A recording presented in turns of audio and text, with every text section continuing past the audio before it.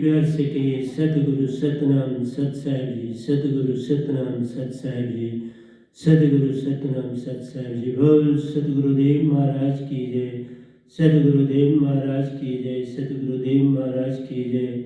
आज के सत्संग के आनंद की जय, आज के सत्संग के आनंद की जय। मैं ब्रह्मांड के सभी हंसों को, निजधाम के परम हंसों को, निजधाम के सतपुरुष जी के चरणों में मेरा कोटि कोटि प्रणाम है। वही आपको जगाने के लिए इन अक्षर शब्द भेज रहे हैं और मैं उसको खर और अक्षर में बदल के आपके कानों तक पहुंचा रहा हूँ। तो प्यारी सत्संग जी, आज 10/1/22 है और मैं आपके समक्ष पहले कुछ भजन के कुछ अंतरे रखूंगा, सारा तो नहीं रखूंगा, आधा रखूंगा। बड़ा लंबा भजन है, 15 अंतरों का है, तो मैं 8 अंतरों का रखूंगा आज आपके समक्ष। तो उसके बाद हम प्रवचन के दोनों पे चलेंगे, मृत्यु और जीवन। मृत्यु और जीवन का आपस में क्या रिश्ता और नाता है, उसके बारे में बात करेंगे। मैं आया तेरे दरबार, मैं आया तेरे दरबार, साहिब जी बैठे हैं। मैं आया तेरे दरबार, साहिब जी बैठे हैं। चरणों में शीश झुका, चरणों में शीश झुका, तेरा दामन थामा है। चरणों में शीश झुका, तेरा दामन थामा है। मैं आया तेरे दरबार, मैं आया तेरे दरबार, साहिब जी बैठे हैं। मैं आया तेरे दरबार, साहिब जी बैठे हैं। चरणों में शीश झुका, तेरा दामन थामा है। मैं आया तेरे दरबार, तुम्हें आप ही जग का करता, सारे रंग तू इसमें भरता। तुम्हें आप ही जग का करता, सारे रंग तू इसमें भरता। ये तेरी रहमत है। मैं आया तेरे दरबार, तुम्हें आप ही जग का करता, सारे रंग तू इसमें भरता। ये तेरी रहमत है। मैं आया तेरे दरबार, मैं आया तेरे दरबार, साहिब जी बैठे हैं। चरणों में शीश झुका, तेरा दामन थामा है। मैं आया तेरे दरबार, आप अमर लोक के स्वामी, सुर में बोले अमृत वाणी। आप अमर लोक के स्वामी, सुर में बोले अमृत वाणी। ये कैसी रहमत है। मैं आया तेरे दरबार, मैं आया तेरे दरबार, साहिब जी बैठे हैं। मैं आया तेरे दरबार, आप हैं अमर लोक के स्वामी, सुर में बोले अमृत वाणी। आप हैं अमर लोक के स्वामी, सुर में बोले अमृत वाणी। कैसी रहमत है। मैं आया तेरे दरबार, मैं आया तेरे दरबार, साहिब जी बैठे हैं। चरणों में शीश निवा, चरणों में शीश झुका, तेरा दामन थामा है। मैं आया तेरे दरबार,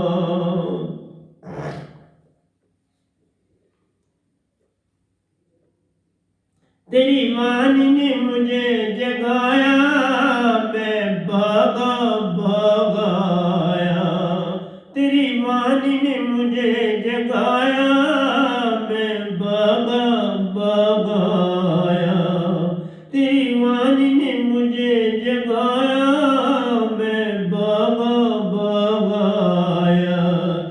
ये कैसी रहमत है, ये कैसी रहमत है। मैं आया तेरे दरबार, तेरी वाणी ने मुझे जगाया, मैं बाबा बाबा आया। तेरी वाणी ने मुझे जगाया, मैं बाबा बाबा आया। ये कैसी रहमत है। मैं आया तेरे दरबार, मैं आया तेरे दरबार। साहिब जी बैठे हैं चरणों में शीश निवा, चरणों में शीश निवा। तेरा दामन थामा है। मैं आया तेरे दरबार, पल पल तेरे ही गुन गाऊं, तेरे संग दौड़ा आऊं। पल पल तेरे ही गुन गाऊं, तेरे संग दौड़ा आऊं। ये मेरी विनती है, ये मेरी विनती है। मैं आया तेरे दरबार, पल पल तेरे ही गुन गाऊं, तेरे संग दौड़ा आऊं। पल पल तेरे ही गुन गाऊं, तेरे संग दौड़ा आऊं। ये मेरी विनती है, ये मेरी विनती है। मैं आया तेरे दरबार, मैं आया तेरे दरबार। साहिब जी बैठे हैं चरणों में शीश झुका, चरणों में शीश झुका। तेरा दामन थामा है। मैं आया तेरे दरबार, मैं आया तेरे दरबार। साहिब जी बैठे हैं चरणों में शीश निवा। तेरा दामन थामा है। मैं आया तेरे दरबार, तेरा रूप आती है प्यारा, इसे भूल ना पाऊं मैं। तेरा रूप आती है प्यारा, इसे भूल ना पाऊं मैं। मेरी सुरती न इससे छूटे, ये दास की विनती है। मेरी सुरती न इससे छूटे, दास की विनती है। तेरा रूप आती है प्यारा, इसे भूल ना पाऊं मैं। मेरी सुरती न इससे छूटे, ये दास की विनती है। मैं आया तेरे दरबार, मैं आया तेरे दरबार। साहिब जी बैठे हैं चरणों में शीश निवा। तेरा दामन थामा है चरणों में शीश निवा, चरणों में शीश निवा। तेरा दामन थामा है। मैं आया तेरे दरबार, अमरपुर के सतगुरुवासी यही इनका डेरा है। अमरपुर के सतगुरुवासी यही इनका डेरा है। मैं था अपराधी जन्म जन्म का, तूने अमृत वर्षा की। मैं था अपराधी जन्म जन्म का, तूने अमृत वर्षा की। अमरपुर के सतगुरुवासी यही इनका डेरा है। अमरपुर के सतगुरुवासी यही इनका डेरा है। मैं था अपराधी जन्म जन्म का, तूने अमृत वर्षा की। मैं था अपराधी जन्म जन्म का, तूने अमृत वर्षा की। मैं आया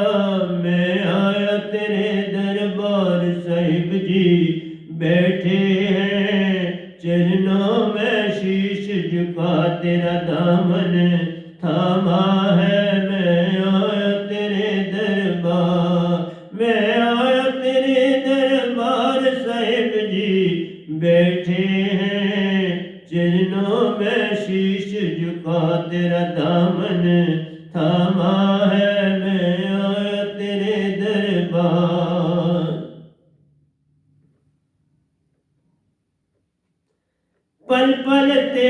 पल पल मेरी सुरती तेरे चरणों की दासी है। पल पल मेरी सुरती तेरे चरणों की दासी है। दुनिया ना समझे सत को बस यही उदासी है। दुनिया ना समझे सत को बस यही उदासी है। पल पल मेरी सुरती तेरे चरणों की दासी है। पल पल मेरी सुरती तेरे चरणों की दासी है। दुनिया ना समझे सत को बस यही उदासी है। मैं आया तेरे दरबार साहिब जी बैठे हैं। मैं आया तेरे दरबार, मैं आया तेरे दरबार साहिब जी बैठे हैं चरणों में शीश झुका तेरा दामन थामा है। मैं आया तेरे दरबार। तन मिटने से डरते सब हैं जीने की अभिलाषा है। तन मिटने से डरते सब हैं जीने की अभिलाषा है। जीवन जब तन तजना जब आ जाता अमृत वर्षा होती है। तन तजना जब आ जाए तब अमृत वर्षा होती है। तन तजने से डरते सब हैं जीने की अभिलाषा है। तन मिटने से डरते सब हैं जीने की अभिलाषा है। जीवत तन तजनाए अमृत वर्षा होती है। जीवत जब तन तजना जाए, जीवत जब तन तजना जाए तब अमृत वर्षा होती है। तन मिटने से डरते सब हैं जीने की अभिलाषा है। जीवत तन तजना जब आ जाए अमृत वर्षा होती है। जीवत तन तजन जब आ जाए तब अमृत वर्षा होती है। मैं आया तेरे दरबार साहिब जी बैठे हैं चरणों में शीश झुका, चरणों में शीश झुका तेरा दामन थामा है। मैं आया तेरे दरबार, मैं आया तेरे दरबार साहिब जी बैठे हैं चरणों में शीश झुका तेरा दामन थामा है। मैं आया तेरे दरबार। तो प्यारे सत्संग जी आज इसके 8 दोहे रखते हैं। दूसरा भाग जब फिर मैं आऊंगा तो बोल लेंगे। तो प्यारे सत्संग जी ये भजन सतगुरु के प्रति है। सतगुरु की महिमा का वर्णन नहीं किया जा सकता। सतगुरु के दास होके रहिए तो सब मिल जाता है। उनके चरणों की धूली पल पल माथे पे लगाओ तो सब दरवाजे खुल जाते हैं। सतपुरुष सब कुछ जान लेते हैं। कि तू कितना सेवक है, कितना प्यारा साधक है। तो प्यारी सत्संग जी, जीवन का मैंने सौंप दिया सब भार तुम्हारे हाथों में, उधार पतना मेरा है, दातार तुम्हारे हाथों में। सतगुरु को सौंपना होता है। सतगुरु महिमा अपरंपार, हरि सिमरे सो वार है, सतगुरु सिमरे सो पार। सीधी भक्ति सतपुरुष की भी हो सकती नहीं, जो करता रहता काल द्वार। बिन सतगुरु कोई पावे नहीं, कोई कोटन करे उपाय।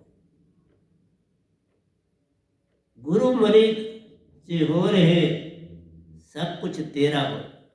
तो प्यारी सत्संग जी, सतगुरु की महिमा के ऊपर ये लिखा है और आपके सामने रखा। सतगुरु के जिधर सतगुरु बैठते हैं उस पर उसी तरफ ध्यान करके पल पल सिमरन में जाना, उनके चरणों में अपने आप को झुका के रखना है। जो कार्य करना है सिमरन के साथ करना है, उनके चरणों में नमस्कार करके करना। कोई काम ऐसा न करे जो सतगुरु को सिमरन के बिना, सतगुरु के आगे झुके बिना, जो सिर साई न नीवे सो सिर कपी उतार, कुन्नी हेठ जलाइए बालन सेती था। फरीद जी ने लिखा। साईं बोला सतगुरु, फरीदा ऐसे हुई रही जैसे कख मसीत, पैरा हेठ लताड़िए तेरे नाल साहिब दे प्रीत। उठ फरीदा सुत्या झाड़ू दे मसीत, तू सुता है रब जागदा तेरी दाढ़े नाल प्रीत। लेकिन प्रीत सतगुरु से पहले फिर अपने आप सतपुरुष से जुड़ जाए। जब उसका दरवाजा खुलेगा तो फिर उससे भी प्रीत जुड़ जाए। लेकिन उठ फरीदा सुतिया दीवा बालन जा, मत कोई थीवे बख्शिया तो तू भी बख्शिया जा। जो बख्शा है गया है, आप उसके साथ जुड़ने से पार हो जाओगे ना। सतगुरु बख्शा गया, उसको डोर सौंप दी गई होती है, फिर उसके हो रही है तो सब कुछ पा लिया। अगर ऐसा किया अपने जीवन में 52 साल 52 ईयर्स दासापन, तो फिर सतपुरुष ने कहा नहीं आप काम कर, अब काम कर। लेकिन मैं अब सबका ही दास, चलते फिरते कीड़े पतंगे का भी मैं दास हूं, मैं कुछ और नहीं। दासापन जे आ गया, सब कुछ उसको भागे। अब तेरा उठना बैठना चलना फिरना उसी के साथ रहता है। करन करावन आपे आप, मानुष के कुछ नहीं हाथ। अब जो कुछ करता सतगुरु और सतपुरुष ही करते। इसलिए प्यारी सत्संग जी, इसमें तेरी वाणी ने मुझे जगाया, मैं भागा भागा। सतपुरुष ने हुक्म दिया जाना है, वहां वाणी सुनी, गदगद हो गई, सब कुछ पा लिया, वहां से भी पा लिया। फिर सतपुरुष का हो कि उससे भी सब कुछ पा लिया। मेरे से बड़ा खुश नसीब कौन होगा। प्यारी सत्संग जी, सतगुरु से भी शब्द पाया और 2 शब्द सतपुरुष से पाया। सतगुरु का शब्द मेरे लिए है, जो सतपुरुष ने 2 दिए वो संगत को देता।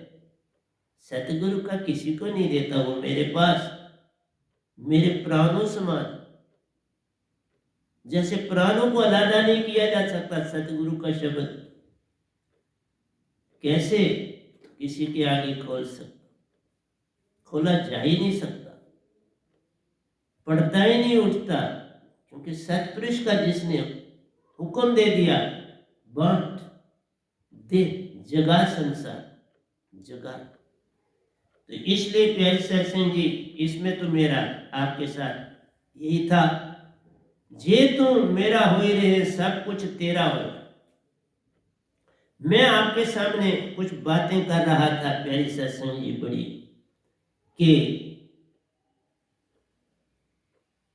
जीवन क्या है, मृत्यु क्या है, क्या कभी मृत्यु होती है? क्योंकि सुनता था बचपन में भी, तो बड़े संत महात्मा कहते थे जहां तुम चलते हो वहां लाखों लाशाएं जली दफनाएंगी और उन पे तुम चलते। जब होश संभाली तो पता चला कहीं कोई लाश न दफनाई जाती है न जलाई जाती है। प्यारी सत्संग जी, हर तत्व को अपने स्रोत के साथ जोड़ा जाता है। कुछ भी इस संसार में मरता नहीं। आपने खामखा अपने आप को उलझन में डाल लिया है कि कुछ मरता है। ना कोई यहां मरता है ना कोई अमर लोक में मरता है। मरनो धर्मा ये संसार ने वैसे ही बना दिया। मैं आगे चल के बोलूंगा बीमारी क्या है, अभी तो मैं पहले ये तो आपको बता दूं, जीते जीते सब कोई भूला सच्चे जीवन का भेद। जो कोई इस भेद को पाले प्यारो, पल में मिलता सतपुरुष का भेद। अगर तुमने जीवन में इस तन को जाना, मन को जाना, अपने आप को जाना, तीन लोक है, तीन तुम्हारे अंदर वस्तुएं, इन तीन लोक में भी तीन ही है, तुम्हारे अंदर भी तीन, अंदर बाहर एक हो जान, कोई भी भेद नहीं। जो बाहर है वही तुम्हारे अंदर। ये सूर्य चांद तारे जैसे बाहर है तुम्हारे अंदर, ये शून्य तत्व जैसे बाहर है तुम्हारे अंदर, ये पवन जैसे बाहर है तुम्हारे अंदर, ये अग्नि जैसे बाहर है तुम्हारे अंदर, ये जल जैसे बाहर है तुम्हारे अंदर, जैसे पृथ्वी बाहर है वैसे तुम्हारे। कोई भी मतभेद नहीं। तुम एक नारायणी चोला हो। अपना मूल पहचान। तू तो अमर ज्योत प्यारे, निज की कर पहचान। मरनो धर्म कहां पर है तुम्हारे पास? तू तो अमर ज्योत प्यारो, अपना मूल पहचान। कहां से आया, क्यों है आया, क्या करना इस संसार, कहां है जाना, क्यों है जाना। इतना सा बस हो गया तो हो गया भजन। तुम सोए सोए अपने आप को रखना चाहते तो कैसे गाड़ी चले? सोया है, हर जीव सोया। तो सोने में मैं बताता हूं आपको, आपके पास जिसमें इंसान ज्यादा रहता है, एक है आपकी जागृत अवस्था, जिसमें आप चलते फिरते बातचीत करते हो, काम काज करते हो, ये जागृत अवस्था है। दूसरी है तुम्हारी स्वप्न अवस्था। जब आप जागे होते हो, काम करते हो, तो आपकी आत्मा का वास, आपकी सुरति का वास, आपकी जो दो आंखें हैं इनमें होता है। जागते हुए आत्मा का वास तुम्हारा दो आंखों में होता है। सोने जाते हो तो स्वप्न अवस्था, अगर स्वप्न आते हैं, स्वप्न अवस्था में जाते हो प्यारो, तो तुम्हारी आत्मा का वास जो है वो लेफ्ट साइड पर एक बड़े मीन बाल की से भी पतला नरम है नेक के बीच में, जहां पर आपकी आत्मा का वास होता है, स्वप्न। इसलिए स्वप्न में हम बड़े गलत काम भी होते हैं, बड़े सब कुछ होता है।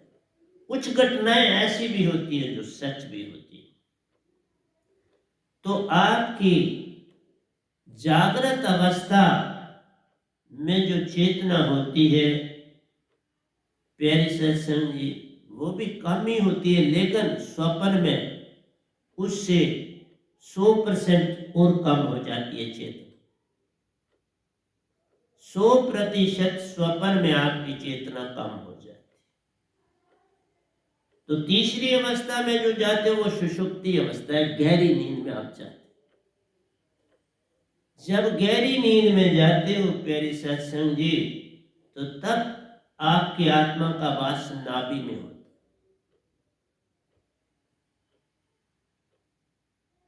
क्योंकि वहां 10 पवने हैं, बस वहां पर आपकी आत्मा का वास होता है। और चेतना जो तुम्हारी है जागृत से 1000 गुना कम होती है। 1000 गुना कम होती है चेतना तुम्हारी। लेकिन जब तुम ये सब कुछ जान लो और उसकी तरफ चलो, तो तुम अपनी चेतना बढ़ा सकते। चेतना बढ़ भी सकती है, कम भी होती है। जो जो सच्ची भक्ति में दाखिल होते हो चेतना बढ़ती चली जाती है। जो जो सच्ची भक्ति से हटते जाते हो चेतना कम होती चली जाती। तो प्यारी सत्संग जी, आओ चंद दोयों से भी मैं आगे, लेकिन एक चीज मैं आपको और बता दूं, इस संसार में ये जो आपका शून्य है जिसमें हम रह रहे हैं, इससे ऊपर महाशून्य है और इस शून्य से नीचे पाताल लोक। तो कर एक शून्य की कौन कहावे, 7 शून्य ले जाए। ये तुम अपनी यात्रा 7 शून्य की कर सकते। एक आपके 7 स्वर्ग, इसी तरह से आपके ये जो है 7 शून्य, 7 पाताल और 7 जो है महाशून्य, 21 लोक। तो 7 शून्य जो है हमारे पास, इनमें हम रह रहे, और महाशून्य जो है वो इन 7 शून्य से ऊपर। इन सभी जगहों पे भक्ति से जाया जा सकता। जैसी जैसी तुम्हारी भक्ति होगी वहां वहां पर तुम जाओ। शून्य में भी जाओ, महाशून्य में भी जाओ, तब भी तुम्हारी आत्मा शुद्ध नहीं होगी।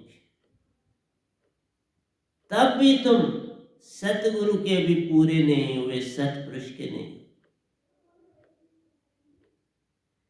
इसलिए कहता हूं कि शून्य भी पार करो, महाशून्य भी पार करो, तो भी आत्मा पूरी चेतन नहीं होगी और तुम पार नहीं हो सकते, डूबो रहो।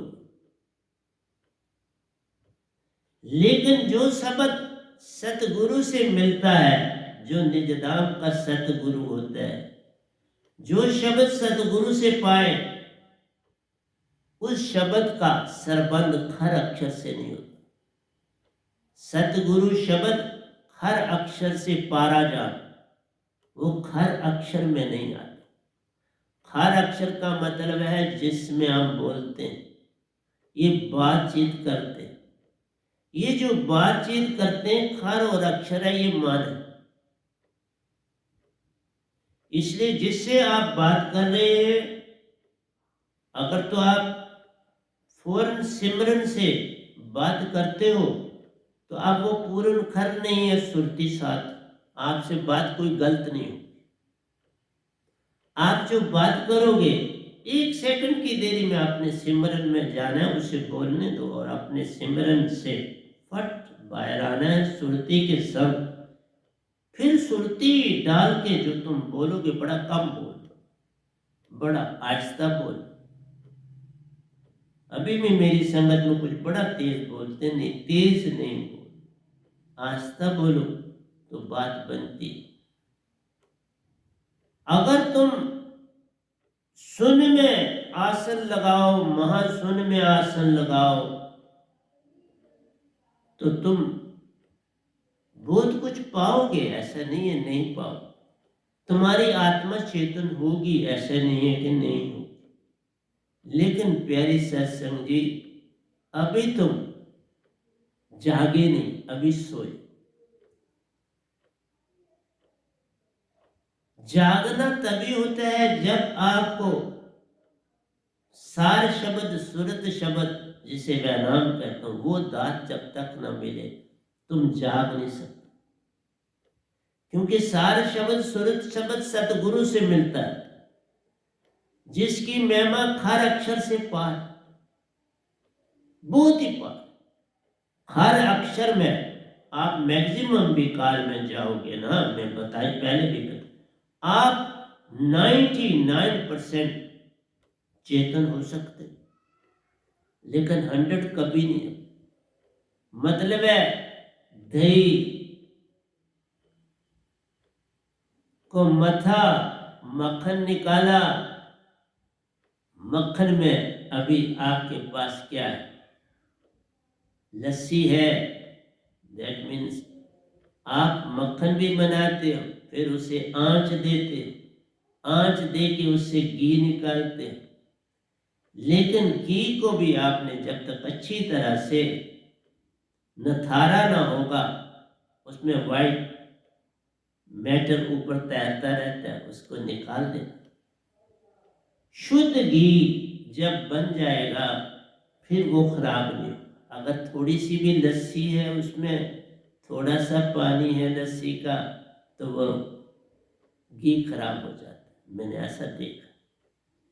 तो प्यारी सत्संग जी, मन बस जिस तरह से घी में लस्सी का काम करता है ना, इसी तरह सुरती में ये मन लस्सी घी में काम करती है, घी को खराब कर देती। इसी तरह मन आपकी सुरती में काम करता है, आपको भरमाता, आपको जागने नहीं देता, भरमाता रहता।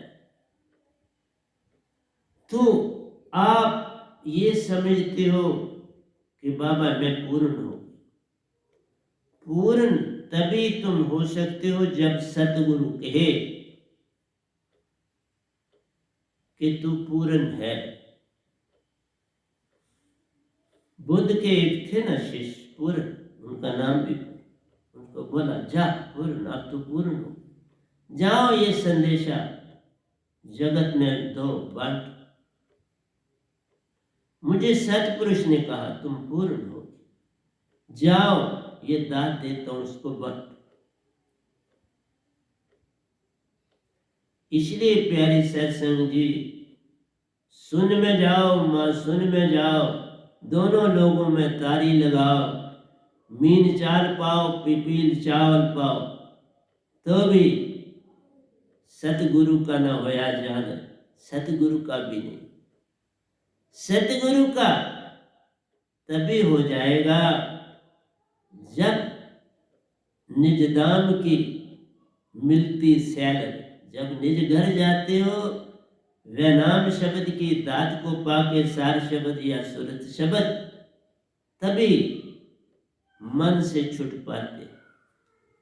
आपको पता होना चाहिए प्यारी सत्संग जी, लोहा जो है पानी में पड़ा रहे, उसके ऊपर रस्टिंग हो जाती है, जंग लग जाती है। और जितना जंग लगा वो खराब हो गया, उतना हिस्सा लोहे का सड़ गया, खत्म हो गया।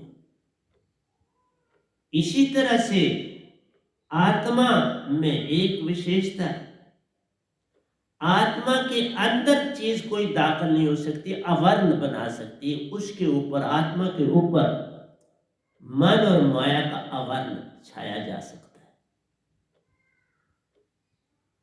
लेकिन वो जो लोहा सड़ जाता है वो माटी तत्व में बदल जाता है। लेकिन अगर लोहे को पारस मिल जाए तो वो लोहा सोना बन जाता है। अब उस सोने को रस्टिंग नहीं लगती, सोने को रस्ट नहीं। देखो वही लोहा था, उसकी माटी बन जाती है, सोने की माटी नहीं बनती। लेकिन एक चीज याद रखना, जब ये सब धरती पानी में समा जाएगी, सब कुछ ही, क्योंकि इतनी तेज रोशनी, सूरज नजदीक आ जाएगा, चांद तारे भी नजदीक आ जाएंगे, ये धरती का पानी उबलना शुरू हो जाएगा, वशीकरण इसका होना शुरू, फिर सब चीजें पिघलना शुरू हो जाएगी, सब धरती पानी में विलीन हो जाएगी। लेकिन एक ही चीज ऐसी है जो न धरती में विलीन हो सकती है, न पानी से, न अग्नि से, न वायु से, न सुन से, वह है आपकी चेतन आत्मा। इस आत्मा को चेतन कर, बस इतना सा काम हो गया तो हो गया भजन। जैसे लोहे को सोना बना सकते हैं पारस से,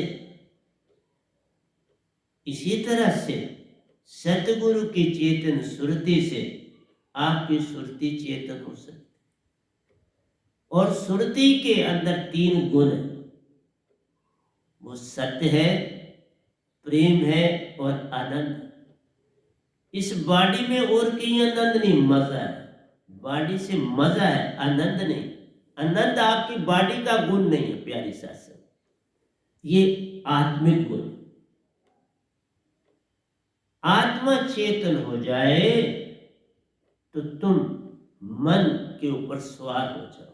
सवारी नहीं हो जाएगा, मन शांत हो जाएगा। मन बिल्कुल मूल सुरति में विश्राम करे, मन बुद्धि चित्त अहंकार अब तुम्हारी सुरति के अधीन हो जाएंगे। जैसे जब तक आप संसार में हो, किसी पूर्ण सतगुरु को नहीं पाया, तब मन आत्मा पर हावी, उसका वर्ण है आत्मा पर। इसलिए प्यारे सज्जन जी, आप पार नहीं हो सकते जब तक मिले न वह नाम दात प्यारो।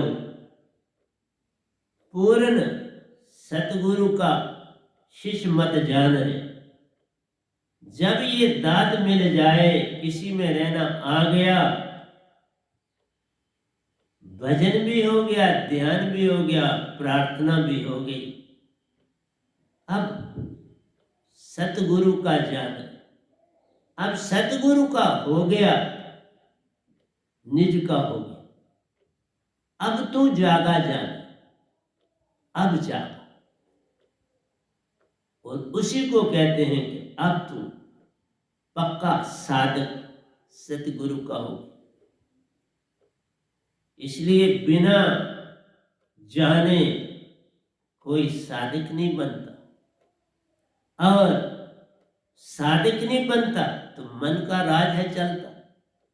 जब तक मन हावी है, मन बुद्धि चित्त अहंकार, तब तक तुम सोए। तुम स्वप्न में भी नहीं सोए हो तो तुम्हारी आत्मा कुंद है। जितना तुम सुषुप्ति अवस्था में रहोगे, उतनी तुम्हारी आत्मा कुंद हो। मदहोशी में रहो, आत्मा कुंद हो। तो प्यारे सत्संग जी, बड़े ऋषियों ने भक्तियां की और उन भक्तियों से किसी ने अपने आप को एक तत्व से पार किया, किसी ने दूसरे तत्व से पार किया। एक तत्व को पार करते हो तो आपकी बड़ी आत्मिक महिमा बढ़ जाती है। सतपुरुष ने सबसे पहले 5 शब्दों का उच्चारण किया,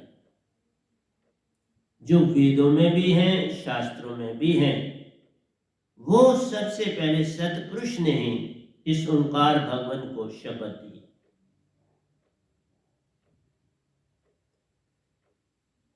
लेकिन एक चीज साथ में तो आपको और बता दूं, जिस तरह से तुम अपने 5 तत्वों को छोड़ते हो, दूसरे 5 तत्वों में चले जाते हो। जब ये 5 तत्व जर्जर होने लगते हैं तुम्हारी बॉडी से, फिर तुम्हें दूसरी बॉडी मिलती है, वो भी 5 तत्व की होती है। इससे छुटकारा तभी होगा जब तुम्हारी आत्मा चेतन हो जाए, उसके बिना।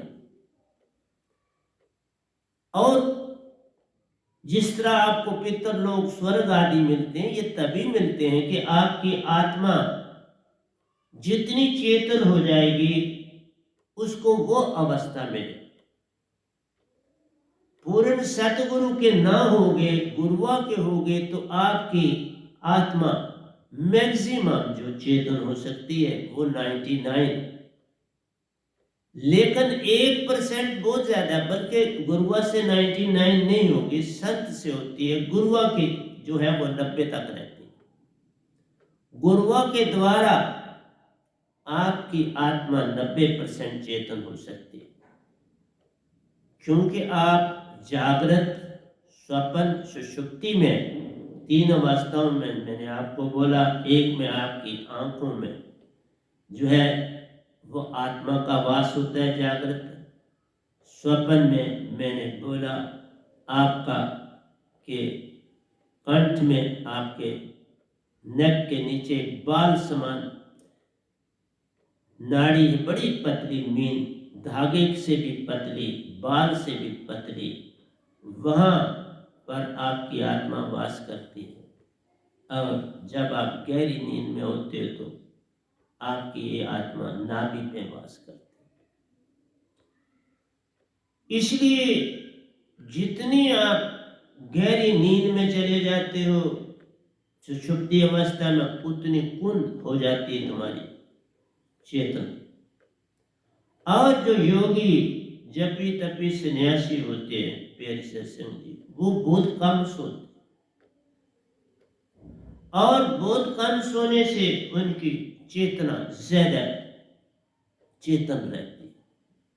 कम सोने का मतलब ही है कि आत्मा नहीं चाहती ज्यादा देर उस बॉडी के साथ रहना और फौरन उठा देती, उठो, वो रेस्ट नहीं कर पाती, उसे करनी भी नहीं। आत्मा कभी रेस्ट करती नहीं। आत्मा आपकी सदा कार्य करती और मन भी करती। इसीलिए मन 24 घंटे आपके आत्मा को भाव देता रहता। तो मैं क्यों ये चीजें आपको बताने जा रहा हूं या बता रहा हूं, क्योंकि आपको पूरी तरह से 5 तत्वों का ज्ञान हो जाए और आत्मा का ज्ञान हो जाए। क्योंकि मरनो धर्म है ही नहीं, कुछ भी नहीं मरता। इसलिए जब कुछ नहीं मरता तो हम अपनी पहचान आसानी से कर सकते। फिर ये रोना धोना, शोक मनाना, ये बड़ा अवगुण है, अच्छी बात नहीं है। तुम्हारा कितना प्रियजन भी चला जाता है, दुख तो होता है, लेकिन वो दुख नहीं मनाना चाहिए, क्योंकि उससे तुम्हारी आत्मा की चेतना कम होती है, आत्मा पर प्रभाव पड़ता है मन का, और ये मन काम करता है। तुमने अपने आप को बचाना है। तो प्यारे सत्संग जी, ये जाप अजपा, जाप मरे अजपा मरे, अनहद भी मर जाए, सुरत समाने शब्द में वाह को काल न खाए। ये सब कुछ जो आप भक्ति करते हो ना काल की, ये छूट जाती।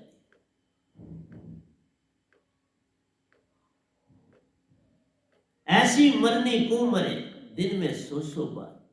तुम मरना चाहते हो तो जीवित मरने की चेष्टा करो। जीवित तन को, वो भी मरना नहीं, तन को तजना। जीवित तन को तजना पे वही मान काम ले जा, उसे भी मरना मत बोल। ये मरने से बड़ा सख्त डर पैदा हो जाता है संसार। इसलिए इस शब्द से बाहर आ जाए, क्योंकि कोई मरता ही। तुम बॉडी से बाहर आ जाते हो। मैंने अपनी बॉडी को खुद देखा हूं। बॉडी से निकला हूं, आया हूं, और फिर कई बार गिनती से बाहर, बॉडी से निकला, बॉडी से वापस। तो ये कोई मरना थोड़ा। ये तो तन के अंदर एक किश्ती है, उसमें आ जाते हो और बाहर चले जाते हो, उससे काम लेते हो। चलती भी है, दौड़ती भी है, बेचारी बड़े काम करती। लेकिन ये 5 तत्व का पुत्रा युक्ति रची में कि मैं तो पूछूं पंडिता, शब्द बढ़ा के जी, शब्द कहोगे तो शब्द है, वो तन के साथ जुड़ा है, मन से जुड़ा है। शब्द कहोगे तो वो तन मन से पार। शब्द वो स से श से नहीं, इसलिए श से जिन्होंने लिखा उससे संसार भ्रमित हो जाए। श से शब्द, फिर शब्द और शब्द से भेद कहां से आए? हर अक्षर से पारा निशब्द, निशब्द लिखा ना जाए, बोला ना जाए, मैं तो शब्द विदे। इसलिए प्यारे सत्संग जी, जो सबसे पहला शब्द सतपुरुष ने बोला था वह स्वाम, दूसरा बोला सत्य, तीसरा बोला ज्योति निरंजन, फिर बोला ओंकार, फिर बोला निरंकार। स्वांग सत्य ज्योति निरंजन निरंकार ओंकार, ये 5 शब्द उच्चारे सतपुरुष ने और 5 शब्द दिए निरंकार भगवान। इन 5 शब्दों से ये 5 तत्व आए। इन 5 शब्दों से ये तन बना। कोई जीव 1 तत्व से बना, कोई 2 से बना, कोई 3 से बना, कोई 4 से बना, सिर्फ मनुष्य 5 से बना। इसलिए सबसे ज्यादा जल्दी चेतना मनुष्य मोक्ष पा सकता है। मनुष्य योनि में आके मोक्ष पा सकते हैं। आप गाय के रूप में मोक्ष नहीं पा सकते, शेर के रूप में मोक्ष नहीं पा सकते, तुम तोता कबूतर आदि बन के मोक्ष नहीं पा सकते, तुम मछली बन के नहीं पा सकते, कुत्ता बिल्ली बन। एक मनुष्य तन, तभी कहा मानस तन अनमोल है, ओवत ना बारंबार, जू फल पाके बुए गिरे, बहु न लागे डार। तुम इस तन से मोक्ष पा सकते, इसलिए मानस जन्म दुर्लभ, इसका लाभ ले लो। और इसी तरह स्वयं शब्द को हम अगोचरी मुद्रा कहते हैं। बमर गुफा, नासिका के ऊपर जब ये हड्डी है तो बस इसके ऊपर बमर गुफा।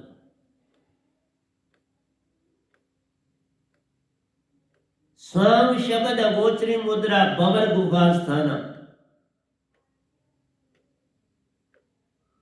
सुख देवता को पहचाना, सुन अनहद कीता, ये कबीर साहब ने कहा। सुखदेव जो आपको पता है गर्भ में ही